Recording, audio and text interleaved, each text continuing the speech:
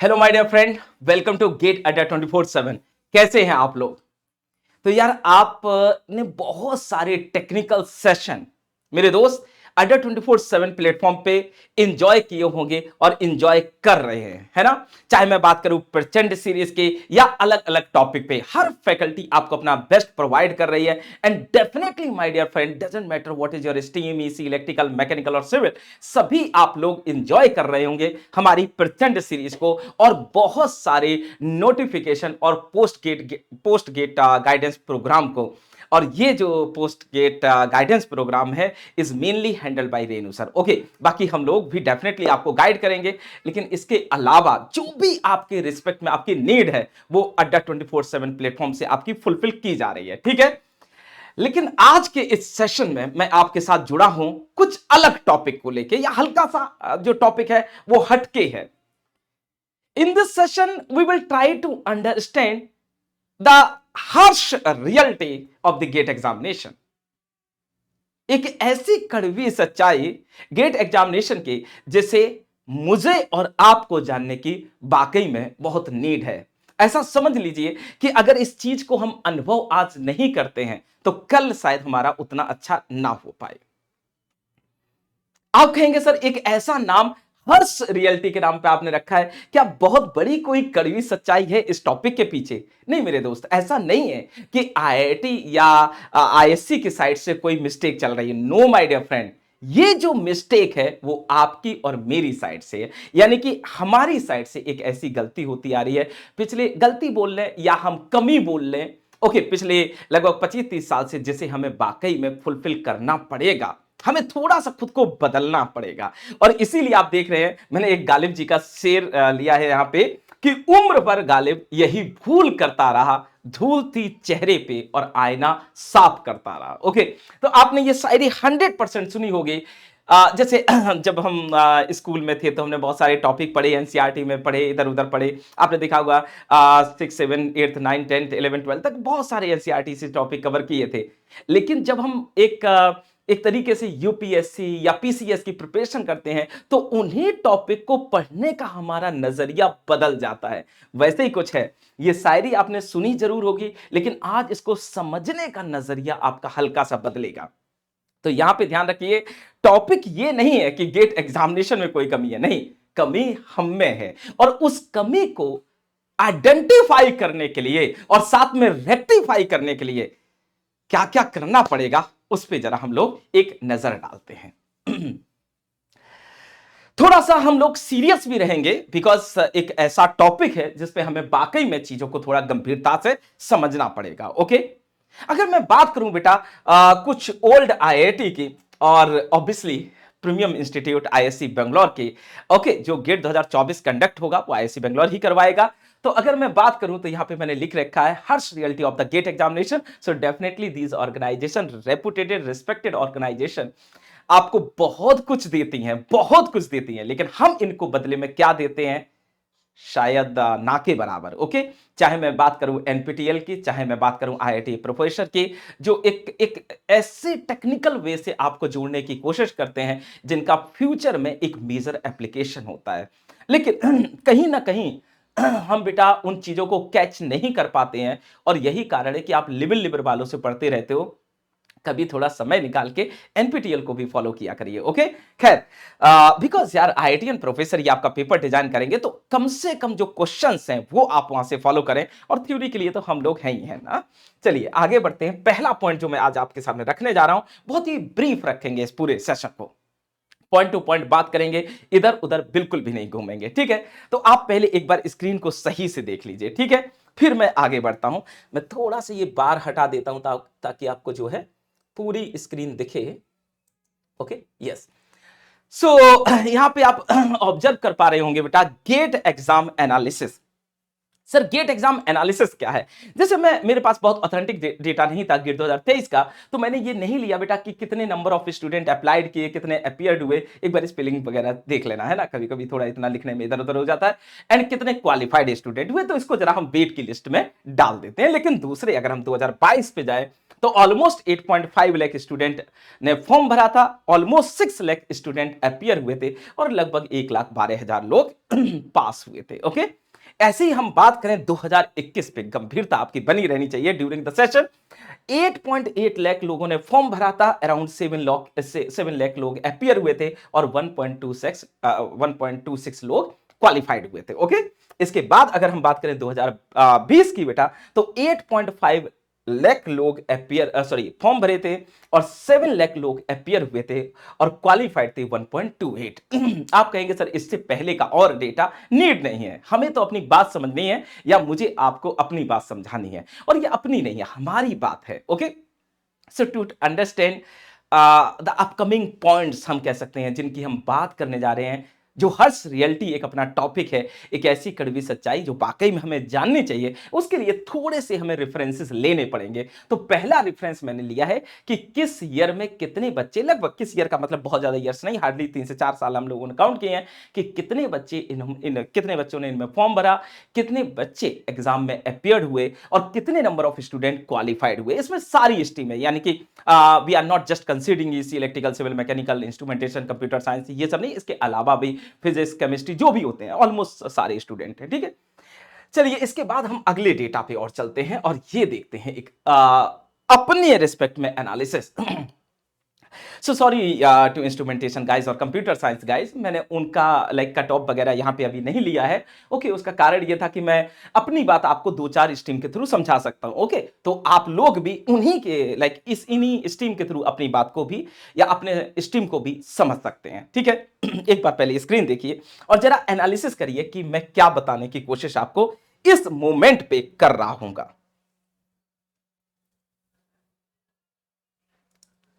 ठीक है बालक, देख ली स्क्रीन आपने, तो आप देख पा रहे होंगे सबसे पहले यहां पे लिखा है कट ऑफ 2022, 2023, 2021 और 2020 बेटा। अगर मैं बात करूं इलेक्ट्रिकल का तो 25, 22.5 for OBC and 16.6 for SC and ST. तो ये सभी में ऐसे ही है बेटा, general, OBC, SC and ST, सभी का एक बार कट ऑफ देखिए, इतनी नजरें डालने की जरूरत है नहीं, कंक्लूजन पे पहुंचेंगे थोड़ी देर में, एक बार समझिए जरा। 25 okay, EC 29, just I am considering बेटा general category, mechanical 28.4 and civil 26.6। जरा इस बात को गंभीरता से समझिए, इसको हम अंडरलाइन कर लेते हैं। ठीक है, इसको हम लोग अंडरलाइन कर लेते हैं, जरा ध्यान दीजिए। 25, देन बेटा 29, देन 28.4 एंड 26.6। ओके, अगले ईयर पे आते हैं 2022 पे। अगर मैं इलेक्ट्रिकल की बात करूं तो 30.7, 25, ओके, 28, 30 मार्क्स अप्रोक्सीमेट। ओके, 21 की बात करें तो 30 marks somewhere here, 25, okay, 33 and 29। अगली बात करें बेटा तो 33 point something, okay, 28 point something, 34 point something and 32 point something. बस मुझे ये बताइए कि जब आप 10वीं और 12वीं में थे तो आपको पास होने के लिए मिनिमम कितने परसेंटेज की नीड होती थी? ओके, आप मुझे जरूर बताइएगा, कमेंट बॉक्स में बताइएगा, है ना। तो आप कहेंगे सर 33% की, चलिए यहां काउंट करते हैं। 33% एक मिनिमम अगर हम क्राइटेरिया रखें, नहीं है सर, नहीं है सर, नहीं है, नहीं है, नहीं है, नहीं है, नहीं है, नहीं है, नहीं है, नहीं है, नहीं, थोड़ा सा मैच हुआ, नहीं है, यहां लगभग मैच हुआ, यहां लगभग मैच हुआ, यहां नहीं है, यहां लगभग मैच हुआ। यानी कि ये सर बहुत कम ऐसे ईयर हैं जहां पे कट ऑफ 33 को टच किया है या 33 से ऊपर हुआ है। ऑलमोस्ट अगर हम कहें बेटा तो लाइक रफली हार्डली 15% केसेस में हम जनरल कैटेगरी के कट ऑफ को 33 देख पा रहे हैं, अदरवाइज ये 33 से कम है। अब बीटेक क्या होता है इसको भी हम समझेंगे, लेकिन अगले पॉइंट पे चलते हैं और अगले पॉइंट पे चल के हम एक पॉइंट को कैच करने की कोशिश करते हैं कि सर इन दो की हेल्प से हम क्या फाइंड आउट किए या क्या कंक्लूजन पहुंचा है। एक हमने देखा बेटा जी कि कितने नंबर ऑफ स्टूडेंट अपीयर हुए, कितने लोगों ने एग्जाम दिया और कितने नंबर ऑफ स्टूडेंट क्वालिफाइड हुए। दूसरे में हमने देखा कट ऑफ क्या है। ये जो कट ऑफ है वो जनरली वेरी कर रहा है 25 से लेके 34, 25 से लेके 34 फॉर ऑलमोस्ट एवरी स्ट्रीम। कभी कभी ये कट ऑफ 12 और 6 नंबर भी है, सॉरी 12 और 18 नंबर भी है।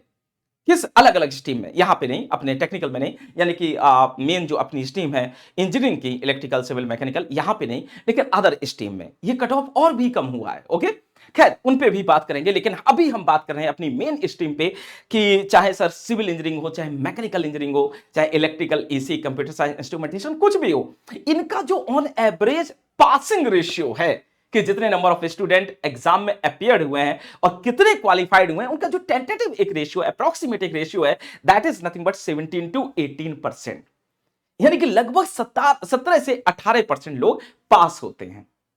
अब मेरा ये क्वेश्चन है बेटा, ये 17 से 18% लोग जो कट ऑफ क्लियर किए हैं, इनमें तो मास्टर जी 3 कैटेगरीज हैं। ओके, 3 कैटेगरीज हैं। एक कैटेगरी क्या है सर? पहली कैटेगरी है सर जनरल कैटेगरी, दूसरी ओबीसी, तीसरी एससी एसटी। तो अगर हम general plus OBC plus SC ST, इन सबको बेटा अगर हम लोग मिला के देखें तो ऐसा कह सकते हैं कि सर अगर जनरल का कट ऑफ 25 है तो ओबीसी का लगभग 10% कम कर दो एंड सो ऑन। तो टेंटेटिवली अगर इनका एवरेज निकाला जाए तो हार्डली 20-21 नंबर मिलेगा।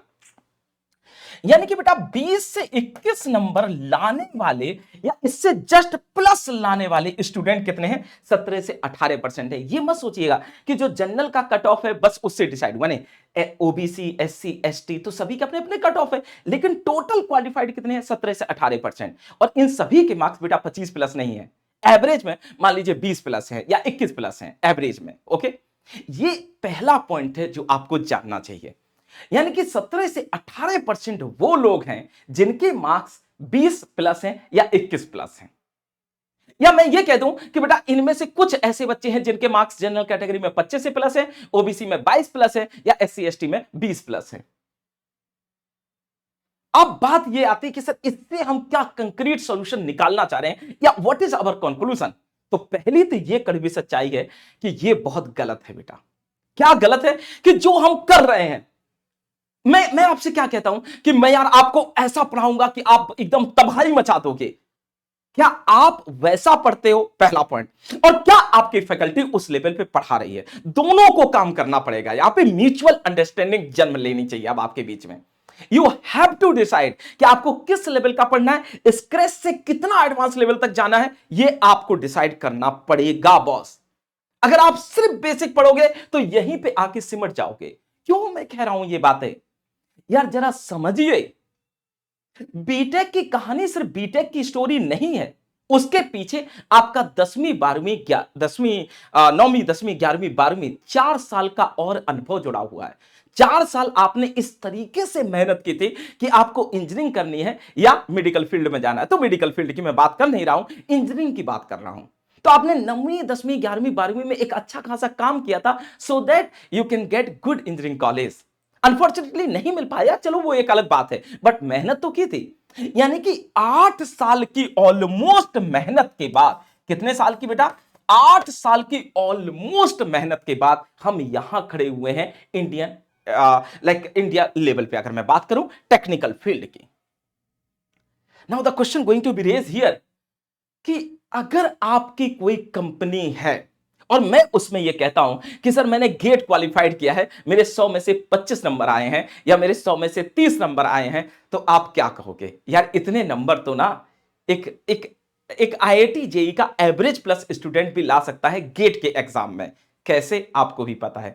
इतना तो ईएमटी या बेसिक उसका भी अच्छा होगा, मैकेनिक्स उसको भी आती होगी, गणित में अच्छा ही होगा, फिजिक्स में अच्छा ही होगा, इंग्लिश एप्टीट्यूड तो ठीक ठाक कर ही लेता होगा, आईआईटी जेई का स्टूडेंट है। और जब उसे 30 ही नंबर लाने 3 घंटे में, तो वो तो आराम से खेलेगा बेटा। तो एक अच्छा आईआईटी जेई का स्टूडेंट जिसने अभी बीटेक में कदम भी नहीं रखा, जिसने अभी बीटेक किया भी नहीं, जिसने अभी फर्स्ट ईयर में एंट्री नहीं ली है, वो भी 30+ मार्क्स स्कोर कर सकता है। तो आप बताइए, आपकी 4 साल की इंजीनियरिंग डिग्री हल्की हो गई ना उस विद्यार्थी के सामने? छोड़िए, अगर मैं एक अच्छे बीएससी के बच्चे से बात करूं जिसकी थोड़ी इंग्लिश सही हो, तो मैथ में अगर उसने बीएससी मैथ से कर रखी हुई, तो मैथ के साथ साथ उसे बेसिक फिजिक्स का आइडिया होगा, वो भी कर लेगा। तो आप अपने आप को इंजीनियर किस बेस पे कह रहे हैं या एक अच्छा इंजीनियर किस बेस पे कह रहे हैं? ये पहला क्वेश्चन आपके जहन में आना चाहिए। 8 साल की मेहनत के बाद हम लोग यहां खड़े हैं, जिसमें लगभग 82% लोग ऐसे हैं जिनके मार्क्स बेटा ऑन एवरेज 21 से कम है। अगर वो एससी कैटेगरी में है तो मान लीजिए 20 से कम है, ओबीसी में है तो 22 से कम है, जनरल में है तो 25 से कम है। एक जस्ट मैं टेंटेटिव आइडिया दे रहा हूं। तो ऐसा क्यों है कि ऑलमोस्ट 80% लोग इस रेंज से बाहर हैं, जबकि ये वो सभी स्टूडेंट हैं बेटा जो either third year of engineering में है या फाइनल ईयर ऑफ इंजीनियरिंग में है या इंजीनियरिंग कंप्लीट कर चुके हैं। इतना सब करने के बाद 8 से 9 साल के 10 साल के अनुभव के बाद हम खड़े कहां हैं? बिल्कुल जीरो लेवल पे। मैं नहीं मानता बेटा 10 नंबर 12 नंबर 15 नंबर ये कोई मायने रखते हैं। ओके, आपकी जगह कोई भी होगा एक ऑन एवरेज प्लस स्टूडेंट जिसको थोड़ी बहुत गणित आती होगी, थोड़ा बहुत एप्टीट्यूड आता होगा, अंग्रेजी आती होगी, वो आपसे ज्यादा नंबर ले आएगा। तो थोड़ा पहले इस कड़वी सच्चाई को समझिए और इस पे क्या करना है वो हम बाद में बात करेंगे। ओके, चलिए अगले पॉइंट पे चलते हैं और अगला पॉइंट मैंने आपके सामने ये रखा है, इसीलिए इतना बोला है, तो अब आप मुझे जवाब देंगे स्टेप बाय स्टेप। पहला क्वेश्चन आपके सामने है, is to clear cut off sufficient to fulfil your dream? Is to clear cut off sufficient to fulfil your dream? मुझे नहीं पता आपका आंसर क्या आएगा, एक बार कमेंट बॉक्स में बताइएगा। मेरे हिसाब से आपका आंसर आना चाहिए, सर कैसी बातें कर रहे हो रवि सर, इसका आंसर तो ऑब्वियसली नो होगा। अगर इसका आंसर नो है तो बस मुझे यह बता दीजिए, ये 17 से 18% जो लोग क्वालिफाइड हुए हैं, इसमें से लगभग 70% 60% लोगों का क्वालिफाइड होने का गेट एग्जाम का कोई मायने है नहीं, कोई मतलब निकल के आता नहीं है।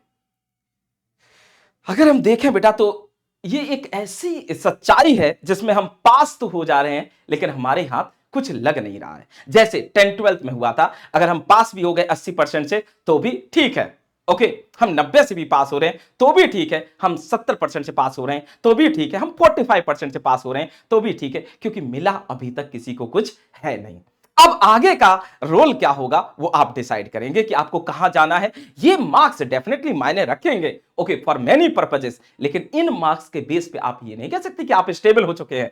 कभी कभी 45% वाला बच्चा अगर जुनून सवार हो गया उस पर, तो 90% वाले को भविष्य में पीछे छोड़ देगा।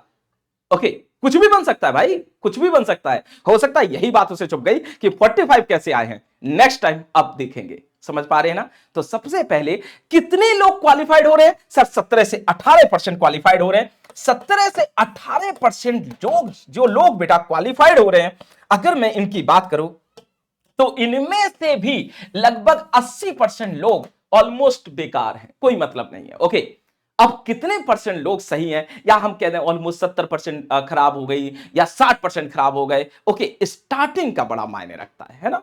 तो यानी सर 17 से 18% जो लोग क्वालिफाइड हुए हैं, इसमें से मैं ये बांध देता हूं कि चलो आप कहीं ना कहीं सेटल हो जाते हो, फिर भी लगभग 60% बच्चे वो होंगे जिनको ऑलमोस्ट उनकी चॉइस की चीजें नहीं मिलेंगी। इसका मतलब सर ये रेशियो कायदे से घट के और भी खराब हो गया, और ये चला जाता है हार्डली 2 से 3% के परसेंटेज में इन द प्रैक्टिकल वर्ल्ड। ठीक है सर, तो इसका मतलब क्या क्लियर कट ऑफ करना बहुत बड़ा मतलब अचीवमेंट हो गया? Obviously no sir. हाँ, बस कट ऑफ क्लियर हो गया, मेहरबानी हो गई, और कुछ नहीं। ओके, अगले पॉइंट पे चलते हैं बेटा। अगला पॉइंट मैं आपके समझाना चाह रहा हूं कि कितने लोग गेट एग्जामिनेशन में अपीयर होते हैं। अगर मैं पिछले 4-5 साल का आंकड़ा उठा लूं तो बेटा ईसी, यहां पे मैं लिखता हूं कि ईसी इलेक्ट्रिकल सिविल और मैकेनिकल कंप्यूटर साइंस और इंस्ट्रूमेंटेशन, इन सारी अगर ब्रांचेस को एड ऑन कर दिया जाए तो रफली जस्ट एक मान लीजिए टेंटेटिव डेटा ले लेते हैं कि सर लगभग ऑन एवरेज मान के चलते हैं सर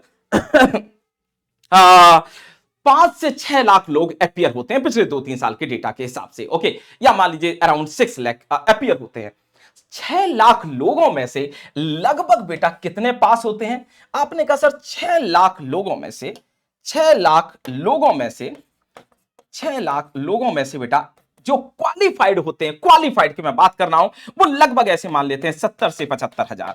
ओके, एक जस्ट टेंटेटिव, ऐसा मत मानिएगा एग्जैक्ट डेटा नहीं, मैं समझाने के लिए आपको ये बात कर रहा हूं कि लगभग 6 लाख में से 70 से 75% लोग क्वालिफाइड होते हैं, 70 से 75 हजार लोग क्वालिफाइड होते हैं।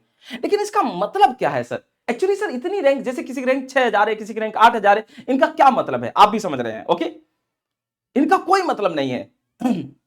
यानी कि हर्ष रियलिटी ये है कि कट ऑफ क्लियर करना टास्क होना ही नहीं चाहिए। खोज मतलब नहीं होता कि हम बिल्कुल कुछ कर किए ही नहीं है गेट के रिस्पेक्ट में तो कट ऑफ क्लियर हो गया, अच्छी बात है।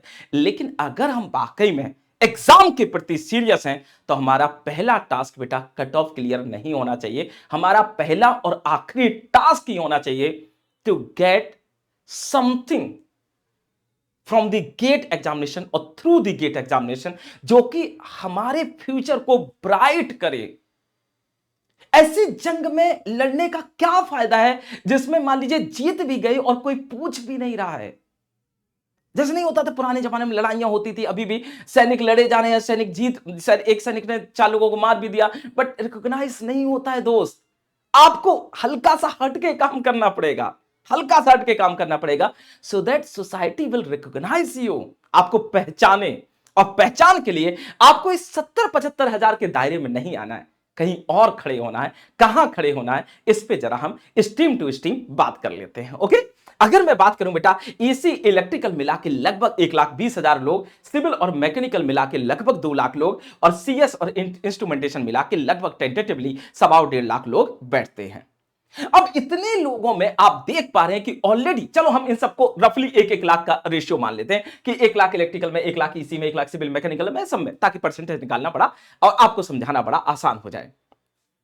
सर 1 लाख अगर ईसी में बैठ रहे हैं तो 1 लाख में से अभी तक के जो अभी तक की जो इंफॉर्मेशन है वो हमें ये बता रही है सर 17 से 18% लोग कट ऑफ क्लियर करते हैं। तो 1 लाख लोगों में से रफली मैं मान लेता हूं बेटा 17,000 लोगों ने गेट एग्जाम को क्वालिफाई किया।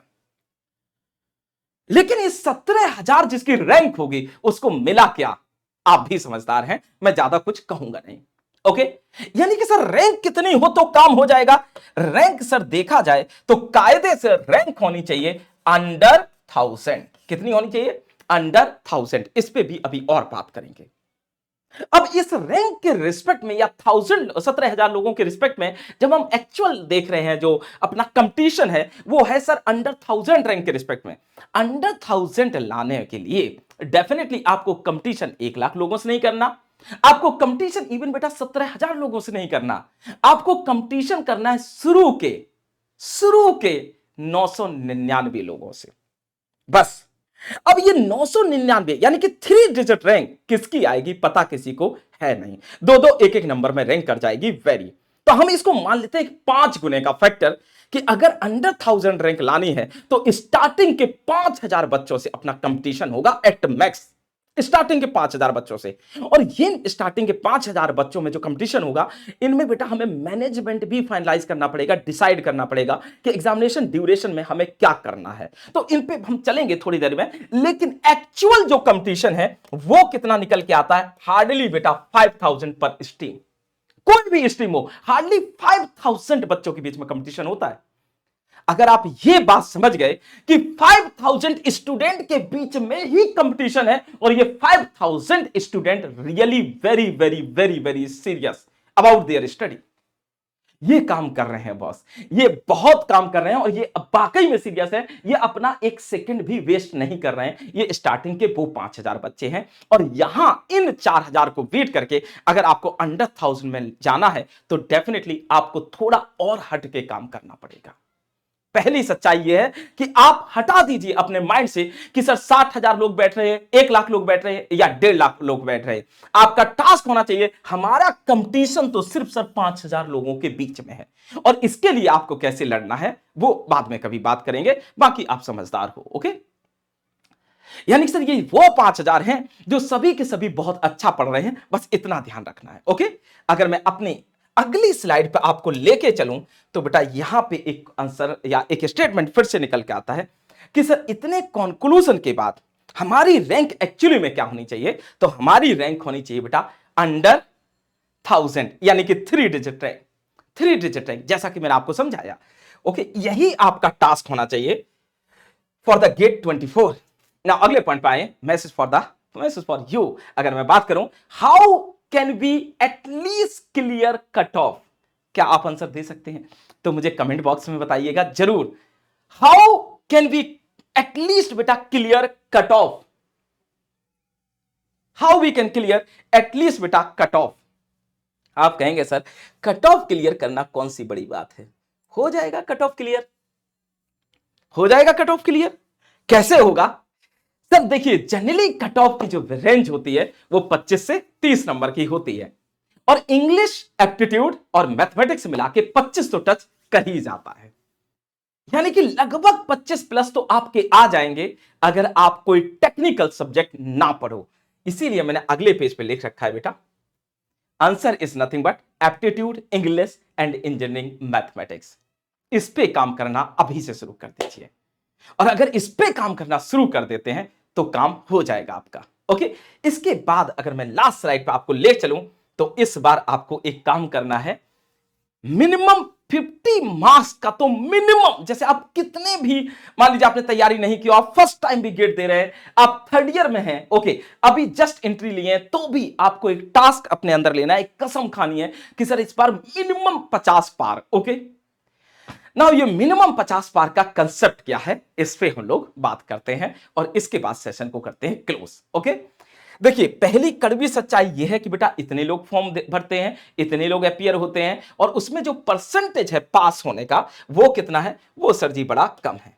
ओके, वो सर जी बड़ा कम है, वो कितना है 17 से 18%। लेकिन जो लोग पास होते हैं क्या उनको वाकई में कुछ अच्छा मिलता है? नहीं सर। तो पहली कड़वी सच्चाई है कि कट ऑफ बहुत कम जा रहा है, और ये हमारी और आपकी गलती है। इस कट ऑफ को हमें थोड़ा सा बढ़ाना है, 35-40 नंबर, ताकि देखने में कम से कम अच्छा लगे।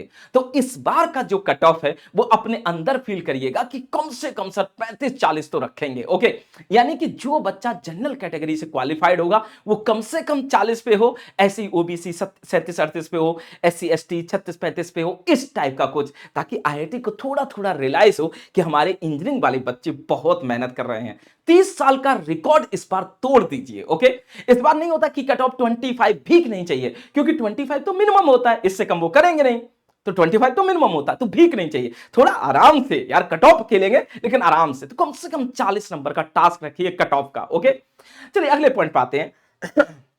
सर इस बार मिनिमम 50 से फायदा क्या होगा? सबसे पहले इन जनरल अगर हम बात करें बेटा तो 50 से 60 मार्क्स के बीच में अगर पेपर एवरेज है या एवरेज प्लस है, बहुत ज्यादा हार्ड की मैं बात नहीं कर रहा हूं, इन जनरल 50 प्लस पे जो आपके रैंक होती है वो 3 डिजिट में आ जाएगी इन जनरल। ओके, अब आप कहेंगे सर कभी कभी ऐसा होता नहीं आती है, तो वो पेपर डिसाइड करेगा। ओके, तो उस केस में आप थोड़ी सी अपनी रेंज को बढ़ाइएगा। अगर आपने इतना काम कर लिया तो आप समझिए आप विजयी हो गए। ओके, तो ध्यान से समझिए, अभी मैं आपको यह नहीं बता रहा हूं कि हाउ वी कैन स्कोर बेटा minimum 50 marks in any stream, चाहे वो कुछ भी हो, इसी इलेक्ट्रिकल सिविल मैकेनिकल कुछ भी हो। मैं ये सब नहीं बता रहा हूं आपको how we can score minimum 50 marks, मैं आपको सिर्फ ये बता रहा हूं कि कंपटीशन क्या है, कितने लोग अपीयर होते हैं, कितने लोग पास होते हैं, और वाकई में कितने लोग अपनी रैंक का यूटिलाइजेशन कर पाते हैं अपने टारगेट के रिस्पेक्ट में। ओके, कट ऑफ क्या है, तो इन सारे पॉइंट्स को जरा निचोड़ करके बाहर निकालिए, और फिर आपको आकलन होगा या आप रियलाइजेशन करेंगे इस बात का कि वाकई में सर हमारी और आपकी साइड से कमियां तो हैं। यानी कि अगर हम 8 साल के अनुभव, मैं मिनिमम बोल रहा हूं, 9वीं 10वीं 11वीं 12वीं प्लस बीटेक, इनको जोड़ दिया जाए तो 8 साल, और अगर आपने ड्रॉप लिया है तो 9 से 10 से 11 साल भी हो सकते हैं। यानी कि 8 9 10 11 साल के बाद अगर हम 20 नंबर या 12 नंबर या 15 नंबर या मान लीजिए बेटा 9 नंबर 8 नंबर ला रहे हैं, तो कहीं ना कहीं ये एक्सपेक्टेबल नहीं है बेटा, ये अच्छी बात नहीं है। तो सबसे पहले इसको हटाइए और अपने आप को इतना इंप्रूव करिए, अपनी फैकल्टी के साथ जुड़िए, मैक्सिमम लाइव सेशन में आके डाउट क्लियर करिए, डाउट इंट्रोड्यूस करिए। जब तक आपके जहन में डाउट नहीं आएगा तब तक बेटा इंप्रूवमेंट नहीं होगा। ओके, तो बस यही हमारी साइड से या मेरी साइड से आपको मैसेज था कि इस धारणा को हमें समझना पड़ेगा, इस हर्ष रियलिटी को समझना पड़ेगा कि वाकई में गेट एग्जाम हमारे लिए बहुत कुछ कर रहा है, लेकिन रिटर्न में हम उसे नहीं दे रहे हैं जो एक IIT को चाहिए। कि यार हमारे इंडियन भाई अपने को पूछता ही कौन है, एक IIT ही पूछता है। ओके, और बहुत ही आप जानते हो ऑनेस्ट प्लेटफॉर्म है या ऑनेस्ट ऑर्गेनाइजेशन है कि जो आप डिजर्व करते हो डेफिनेटली वो आपको मिलेगा। तो यार हमारा अब दायित्व बनता है कि हम उसको कुछ वापिस करें, और इस बार वापिस करने के नाम पे ऐसा कहेंगे भैया हम मोहताज नहीं होना चाह रहे, 25 नंबर का इस बार कट ऑफ रखा जाएगा, 35 और 40 नंबर। ओके, तो इस बार खेल जाइए सभी लोग, और अभी से इस बात को समझिए कि यार क्या एग्जामिनेशन है और क्या इसकी कड़वी सच्चाइयां हैं। चलिए, thank you my dear friend. If you have any query you can ask in the comment box. अगली जो मैं सेशन लेके आऊंगा उसमें मैं बात करूंगा how we can score minimum 50 marks in the GATE 24 examination. आप कहेंगे सर 50 नंबर बहुत ज्यादा होते हैं। मैं कहूंगा क्या एक काम करो बेटा, एक महीना अगर मैं दूं आपको 5 नंबर की तैयारी कर लोगे? जस्ट हिंट है, एक महीना 5 नंबर की तैयारी। आप कहोगे अरे सर आराम से होगी, तो अगर एक महीने में 5 नंबर की तैयारी होती तो इस समय आपके पास लगभग 11 महीने हैं। एक महीना में छुट्टियों का निकाल देता हूं, 10 महीने हैं। एक महीने में 5 नंबर की तैयारी करना, 10 महीने में 50 नंबर की तैयारी हो गई, खत्म। ओके, सो बस इस तरह से काम करना है, बाकी हम लोग बातें करेंगे इस पे। मैं मिलता रहूंगा, जुड़ता रहूंगा आपको ऐसे सेशन के साथ जिसमें गेट 24 आपके लिए हार्ड ना हो, एक बहुत प्यारी जर्नी रहे। ओके, आपकी जो भी रैंक आए वो एक कन्वर्ट हो जाए बेटा आपके ड्रीम में। तो ये ड्रीम कैसे पूरा होगा, कैसे क्या होगा, इस पे हम लोग बात करते रहेंगे, ठीक है। चलिए, thank you my dear friend. If you are really serious about the paid courses of Adda 24/7 then you can use my code Y503। चलिए, thank you, bye bye, take care.